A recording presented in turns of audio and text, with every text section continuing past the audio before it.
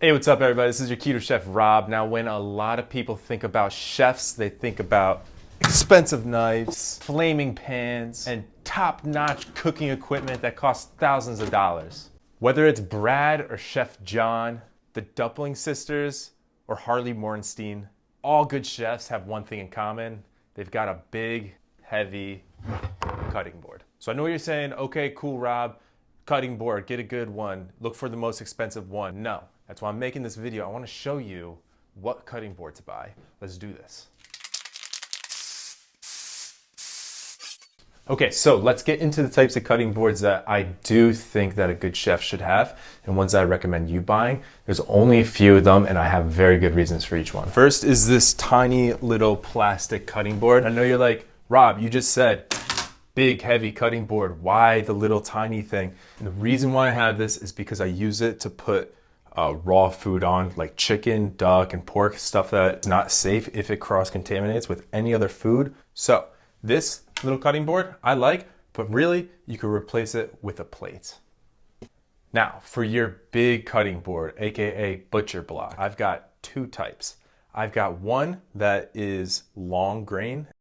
Now you've seen this cutting board in all of my videos. This is a long grain cutting board. As you can see, these pieces of wood are stacked like this, okay? And like depending on my cut, I'll use a different cutting board, okay? If I'm doing something rough and I'm just prepping a bunch of food and I need something that's tough, I'll use a long grain. If I'm needing to do really close precision cutting with like a sharp Japanese blade, I'm using an end grain board. Now you'll feel a difference when you're cutting on a board like this because your knife kind of sticks a little bit more. So if you have a nice sharp knife, you'll feel the precision of using an end grain cutting board as opposed to an edge grain cutting board. When I got my first really good cutting board, I had a ton of cutting boards, like a stack, okay?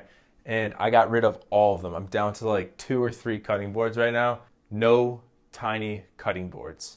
You need room to cut safely, organize your food, mise en place. Honestly, it just looks better and it looks more professional when you have a big board as opposed to a lot of different colored tiny plastic boards all over your surface. It just doesn't look good.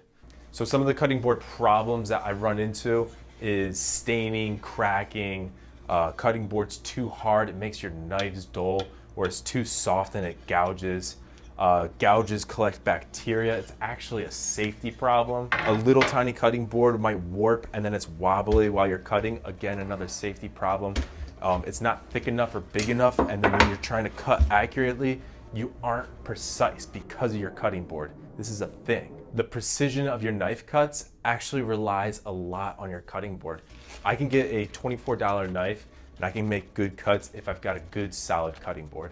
And I recommend you do the same thing. Get rid of all of your crappy cutting boards. Just get that one big heavy cutting board. Now, I just got this cutting board. Look how gorgeous that thing is. This is handmade. Somebody made this for me for Christmas.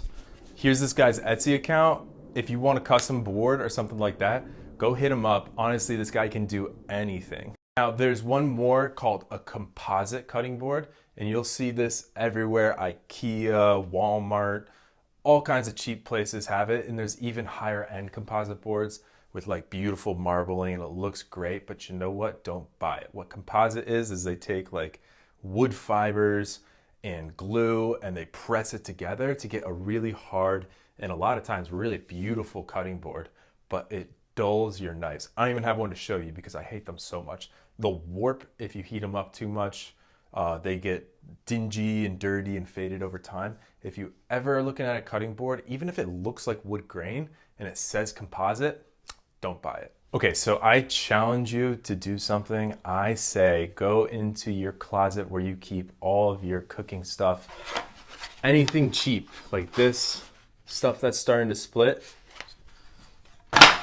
just throw it all away. I just did it. I threw away probably like 10 cutting boards. Now let me tell you from first-hand experience, the simplicity of having just 1 or 2 cutting boards in your house is liberating. Seriously, if you can get rid of all the crap that really messes up your knife cuts and just clutters up your cabinets, it's a pretty awesome feeling to just have one good quality thing. It's going to keep your knives sharper longer. And if you're investing in a good set of knives, you're really doing yourself a disservice by having a plastic or composite cutting board that's just going to be dulling your knives, and you're probably going to be getting chips of that cutting board or your knife into your food. Links to this dude who made this cutting board for me in the description below. Keep your eye out for another recipe video coming real soon, guys. I thought it was super important and it felt great to get rid of all my crappy old cutting boards, so I thought I'd share it with you. As always, keep it keto, guys. Stay healthy. Peace.